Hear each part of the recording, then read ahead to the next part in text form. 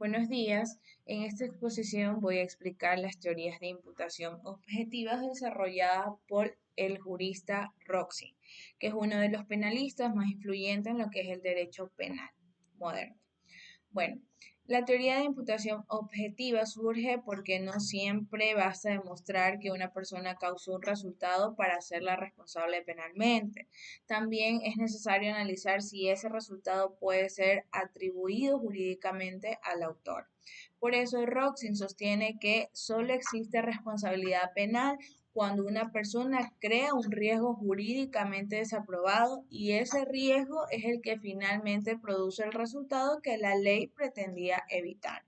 Entonces, a partir de esta idea, Roxin desarrolla varios criterios para determinar cuándo si existe una imputación objetiva. Tenemos lo que es el principio general de imputación. Bueno, este principio establece que un resultado solo puede atribuirse a una persona cuando su conducta crea un riesgo jurídicamente desaprobado y ese riesgo se materializó en el resultado. Es decir, no basta con que exista una relación de causa y efecto, sino que también debe comprobarse que el autor creó un peligro prohibido por la ley y que precisamente ese peligro ocasionó un daño.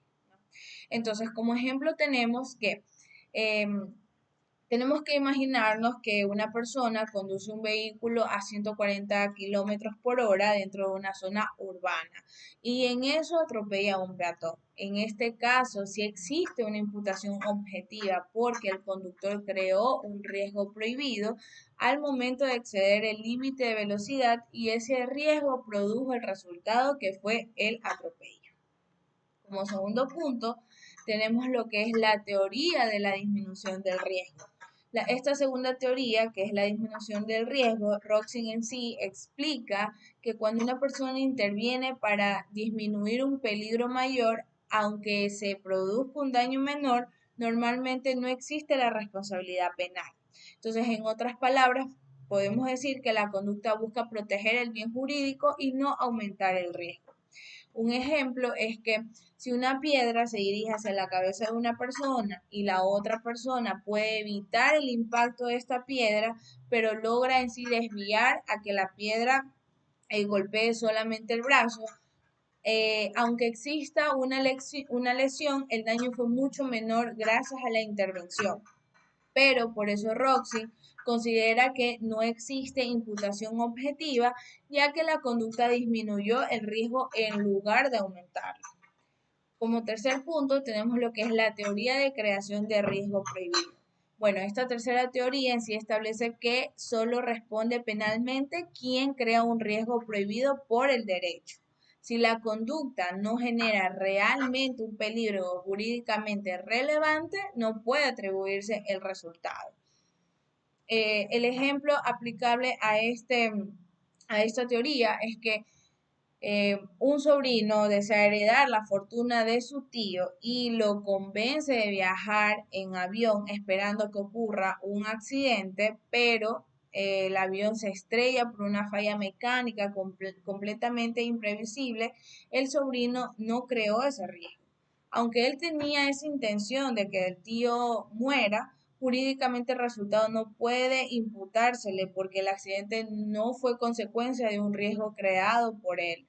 Entonces, lo importante para Roxy no es únicamente la intención, sino la creación efectiva de un riesgo jurídicamente relevante. Como cuarto punto tenemos la teoría del aumento del riesgo permitido. Bueno, esta cuarta teoría en sí señala que no basta con incumplir una norma, además de demostrarse que ese incumplimiento aumentó realmente el riesgo de producir el resultado. Si el daño se habría producido de todas formas, aunque la persona hubiera actuado correctamente, no existe imputación objetiva. Eh, Podemos poner de ejemplo que un fabricante entrega un material sin cumplir completamente las normas de desinfección. Después de este se descubre que aún así, siguiendo todas las medidas sanitarias posibles, la persona igualmente habrían fallecido debido a esta infección que es imposible de evitar. Entonces, en este caso no existe una imputación objetiva porque la conducta del fabricante no aumentó realmente el riesgo del resultado.